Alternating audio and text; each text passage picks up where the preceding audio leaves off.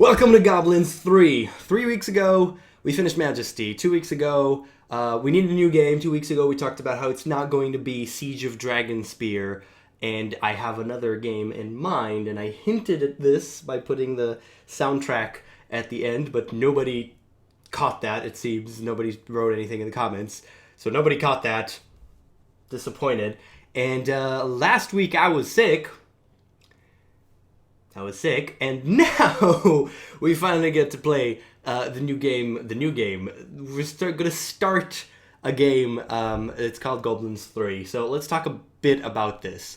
I don't actually remember, and I didn't actually check because I forgot to check. I was going to check, but I forgot to check when the original Goblins and Goblins 2 came out. I honestly don't remember. What I can tell you, however, is that the original Goblins, was kind of a unique game. It had a couple of characters that you could switch between them whenever you wanted to, and you could walk around and do some stuff. Goblins 2 was a little bit different, and Goblins 3 was different even more because you mainly have one character, and then you have a couple of side characters. And these games are sort of the adventure type games. They're very old. This is from 92, I believe, or something like that. There's Goblins 1, 2, and 3, and there's Goblins 4 that came out in 2008 or so. I have no idea if that's any good or bad or how it's like. I've no information on Goblins 4.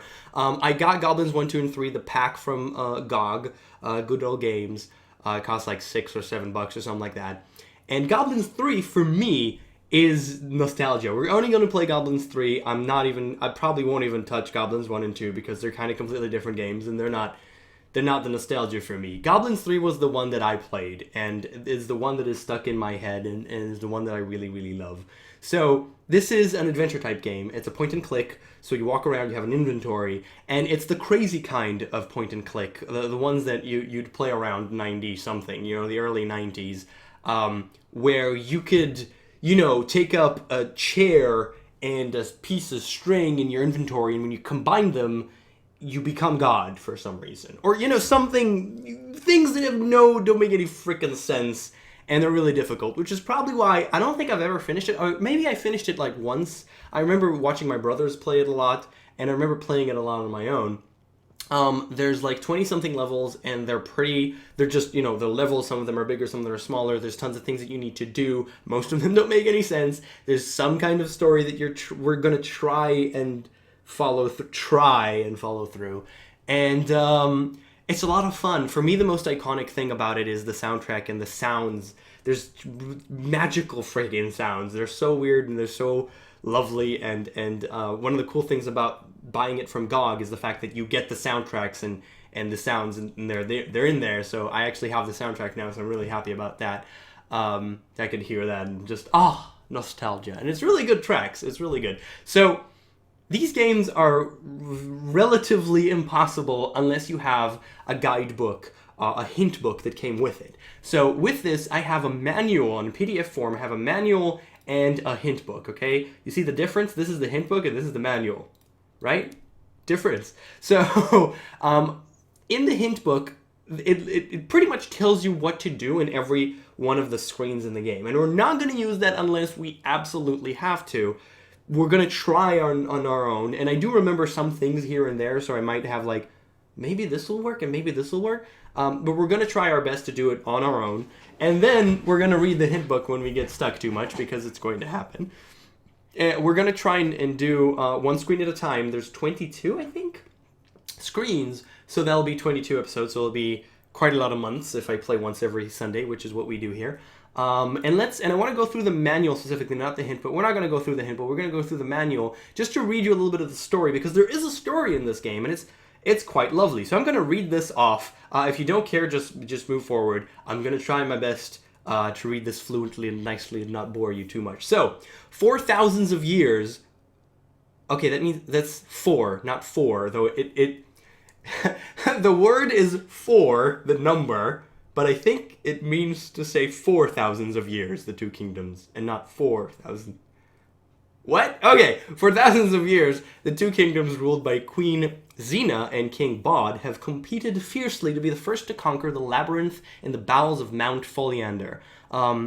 Foliandra. According to legend, the goblin who managed to come through all the tests in the Labyrinth of Foliandra will win eternal benefit for his people. So far, it's actually so far, there's weird, this is weird. So far, all those who have tried their luck have returned completely insane, and a river of bitterness continues to flow from the mountain towards the two hostile kingdoms. For many years, this ancestral struggle has captivated the attention of the greatest historians, and especially the readers of Goblin News. Blount, which is our main character, one of the most talented journalists of the newspaper, has dreamed of obtaining a sensational scoop for a long time, but recently there have been new and alarming developments.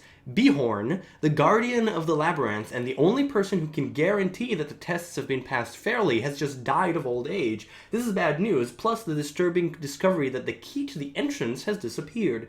Even more seriously, Behorn's daughter, Winona, cannot be found. Has Winona been kidnapped? Is she in danger? Without the key, how can the champions try to overcome the obstacles of the labyrinth? Has one of the monarchs stolen the key and to be able to explore the labyrinth despite what the rules say? Blount wants to find the answers to these questions. He has made up his mind he will go to the two kingdoms and interview the two rivals. While he's there, he'll try and draw out their portraits, since nobody has an idea how these two hostile monarchs look like. So that's the story. The journey. So let's read a bit. There's not a lot to read. We probably won't go everything here because this is just interactivity. It explains how to play the game, and some advice. We'll read that. So the journey. Blount starts out boarding a flying vessel for Mount Foliandra, which is in a very remote region. But when he leaves his cabin the following day, he finds that the captain, the crew, and even rats have abandoned the vessel, which is now being bombarded by huge rocks. Great holes have already appeared in the hull, and the nose is slowly but surely submerging. Blount must get off the ship before it capsizes completely. This is only the beginning of a long series of hair-raising adventures for Blount. Very soon he will find Winona being mistreated by King Bod's henchmen, and he immediately intervenes. As a result, he comes up against a fierce wolf who leaves him for dead, and possessed of a werewolf personality, which reveals itself anytime he's exposed to the moon. Blount has to find a means of transport and then concoct weird potions in the laboratory, blah, blah, blah. Basically, going through the game, I'm going to stop here because it's just basically telling you what the game will be, so whatever. The aim of the game, Blount must get to the cities of both King Bod and Queen Xena. His adventures take him through small worlds made up of 2 or 3 connected scenes. Each world contains an enigma. The pieces of the solutions of the puzzles are scattered about in different scenes that made up the world. Blount sets up on his own, but he meets other characters in the course of the game. These include Chump the Parrots, Fulbert the Boa Constrictor, and Ouya the Sage. Though you can select them and make them move like Blount, they will not pick up objects, and their actions are few and selective. Blount can only succeed by combining his actions with those of characters who accompany him. Blah, blah, blah. For example, blah, blah. Interactivity is basically telling you how to play the game, and some advice. When you get to a new scene, to a new screen, start by picking out the important zones and objects. Don't spend too much time in a single scene. Explore the nearby scenes to find clues. Click on the same character several times. You can say different things. There's no need to wait for a character to finish his action before activating the next action. There are no stalemate situations. The key objects are unlimited. As the characters cannot die, you just have to start the action again if an action or series of action failed. So you can't lose, which is nice. There's no crap, there's no bullshit. Don't forget to try each character on each zone. They don't always react in the same way and can get different results. Use the objects often on the zones, even in the most far-fetched combinations. And on each of the characters, don't forget that they like joking. So they like doing stupid things, so sometimes it's just fun.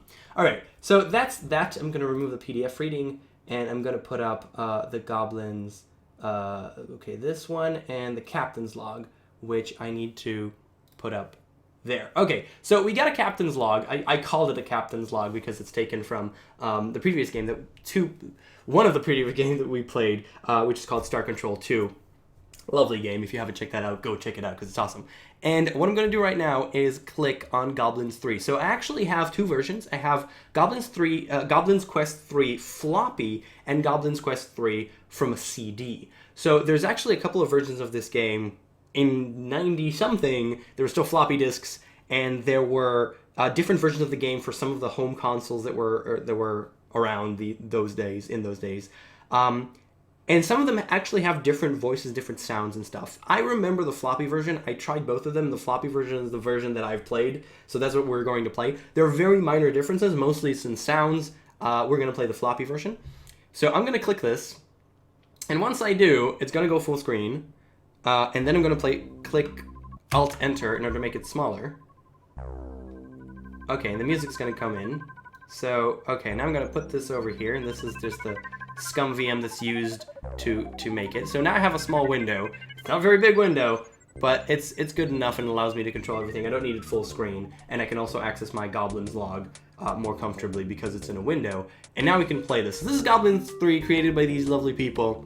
Go ahead and read that and then commit it to mine because it matters. We could already start hearing the music coming in. I hope the sound levels are fine. And we're gonna just, okay. So this is DRM 30 years ago, 20 years ago? We're in 2016, so it's like it's 20 something years ago, almost 30. Consult the color chart in the box and type the number corresponding with the color. So you've got a box with a ton of codes, and you should click the correct color. Clearly this is all overridden, so it doesn't matter what I play, it'll be fine. And there is a cutscene in the city version, but it's a really, really small cutscene. In this one, there is no cutscene. We read the story. So we're on this ship and we need to get out. So let's get familiar with the game. First of all, I'm this guy. This is Blood. So if I click him, he just turns around. And sometimes it moves. If I double click him, he'll look at me. And that's pretty much it. At the bottom here, this is I can't go below here. This is the area at the bottom where things get told to us. Basically, it's text. What am I on? So if there's nothing here, it won't show anything, and if there's something here, it'll tell me what that is. So that's really useful. At the top of the screen, if I go all the way to the top of the screen, I get the options. So first of all, aim of the screen. If we click this, we get to see all of the screens. It's 1, 2, 3, 4, 5, 6, 7, 8, 9, 10, 11, 12, 13, 14, 15, 16, 17, 18, 19. But there's a couple more, I think. So there's like 20 something. We're here, so if I click this, Blunt must free chump, then find the way to leave the flying ship aboard the barrel. So apparently, I need to free chump. And I need to leave the flying ship aboard the barrel. So this is the barrel, so it kind of tells me what I need to do. Okay, and we can see a mouse just leaving. That's the aim of the screen. Options, there's music on or off, and info, which just gives me the date, which is the time that I'm currently playing. That's according to the clock in my computer. What else do we have? We have our inventory. Currently, we only have a coin. And when I click it, my cursor use coin on, and it just tells me what I need to use coin on. For example, I can use it on this screw.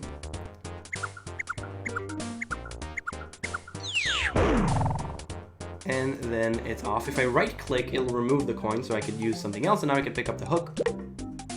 And Blount is happy. And he does that, which is the coolest thing ever. And now I can immediately use the hook on whatever I want. We'll do that in a second. Let's finish off with the main things here. Alright, I have 5 jokers. So if I have no idea what to do, if I click the joker, it'll give me some kind of clue, and then we can save, load, quit, and version. This is version 1 from 93. Okay, so it's 93, not 92. Alright, so let's save just real quick. Click this, enter a name, Boat 1. Okay, I confirm. So we saved the game. Yay, now we can pick up the golf club. I love the sound. The sounds are just, I'm sorry, I love them. Okay, so the Goblin News. Let's click this just to read this really quick. So, using the Guillotine method, learn to speak Guillotine in one night. Sure. Impossible mission, Gobland. I am Blount, your faithful reporter, and I am starting the fabulous trip to the foreign country of Foliander. I promise I will bring back an interview of Queen Xena and King Bod, who are enemies. And that's it. That's pretty much it. So now let's find out what the hell is going on. So first, I must leave this ship with the barrel that is at the stern. He just decided to talk, and yeah, the talking is the best thing. It was boo baddie, boo boo boo boo boo baddie, which I remember so well, and I still do sometimes because it's funny. If I scroll the screen, I can actually see the entirety of this scene. So I just need to be at the edge here. The scrolling isn't fantastic, but it's okay. It's not that bad. All right, so let's do the golf club on the golf ball because it makes sense. I didn't know that. The ball. I love that. I'm sorry, it's so stupid. I love it. It's the best thing ever. So let's go to the parachute. Yay, parachute. And then a rock just destroyed that. And I'm sad. And screw it. No! Such a dick. Alright, so he's a dick. As we just discovered, he's kind of a dick. Okay, there's a box over here, so we can click this and get to the box. I kind of remember some of the things here, but not exactly. So, we picked up, we got pepper. Okay, let's go to the box again. And we got a plunger, and now we get the box again, there's nothing there. Yeah, okay. The ball. It's so stupid. This is the loop, which we can't do anything with, I think. Yeah, so we're gonna use the hook on the loop. That makes sense. And now we can't click it. What can we use? Can we use like, I don't know. Yeah, we can't actually click that and use that. Okay, I do remember that we could go on the flagstone. And it's jumpy, so that's nice. But there's also this one. There's this hand and this hand. On this hand, every once in a while it kind of bounces, right? Or it only does that, like I need to jump from above or something? I honestly cannot remember. Okay, so let's go up. I have no idea. You just need to figure out what you need to do. I remember a couple of things, but not everything. So then there's this, and there's the weight. Alright, cool. So now we got the umbrella. So the weight... I can't catch this umbrella by myself, I need help. Alright. You need the help, so we need to get the little dude. So the little dude, you see that knot at the top left? This is just because I remember stuff. What can we do with the door? Probably can't do anything with the door. Oh, it just comes in. Okay. Go in the door. Get back out. Okay. So there's a knot. Let's go to the knot and we'll free the dude. I think. What happens? And then this guy happens. It's a parrot. Okay. So let's go up and he's super mad right now. Going up. And we need to break the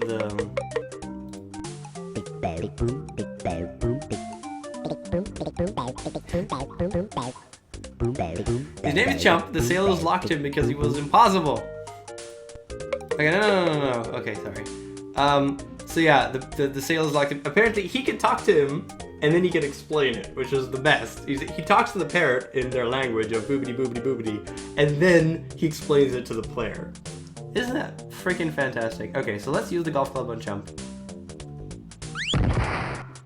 And now he's stuck over there. Okay, so now we can use the plunger to actually plunge him out, right? Which we already got. And this is all just from recollection. Also kind of makes sense, but this just... If there's anything I remember, it's the first, screen. Help if I get him out of here. Well, yeah. No shit. Boop, boop. Okay, so use the plunger. Idea.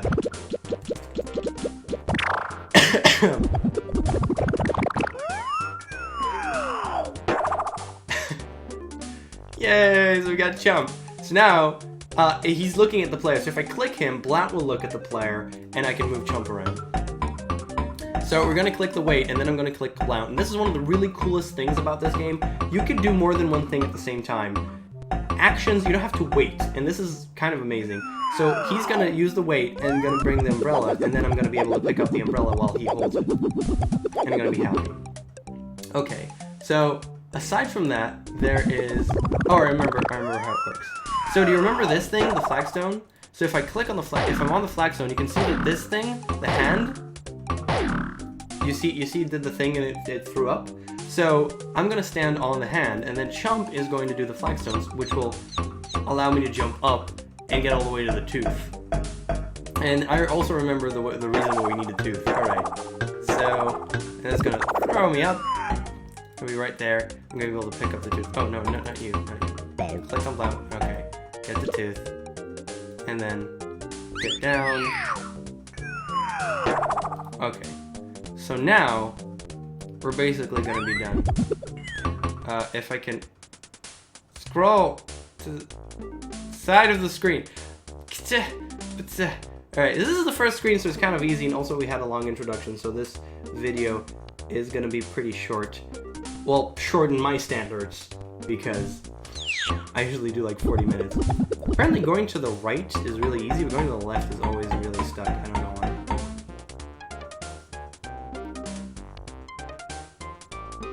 why. Okay, so now, there's also something with this hole. No, there isn't. Okay, so what we're gonna do is put the umbrella on the hole.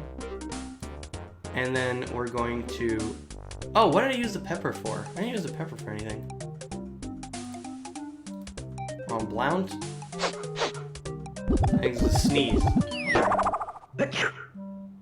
Yeah, that's pretty much it. So we got the umbrella, and that's kind of it. Now we can use the tooth on the rope. And we're done. Yep. Little cutscene. Yay, we're making it, because that works, right? Yep. Aww. Well, we're dead. But we passed out. We're actually fine.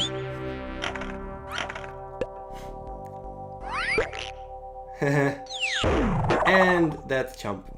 Alright, so we're actually in screen number 2. I haven't actually written anything in the Goblin log. I don't know if we'll even use it, but I have it there just in case we'll have to remember things. And there are things later on that are a little bit more complicated, so it might be useful. For now, it really isn't. Yeah, so this is the second screen that we're at, and we're gonna do this next time. So we're gonna do a screen at a time, and today we have a long introduction to just talk about this. So yeah, thank you so much for watching, and come back next week where we tackle the guards of and save Winona. Look, this is Winona. Look at her. She's like, what? She's like, what's up? And also, you know, when I was a kid, I had a huge crush on her because she was a woman in a video game. It's kind of how it works. Alright, thank you so much for watching. I'll see you guys. I'm still half sick, so I'm actually glad that it's only 20 or so minutes. And I'll see you guys next time. Thanks for watching.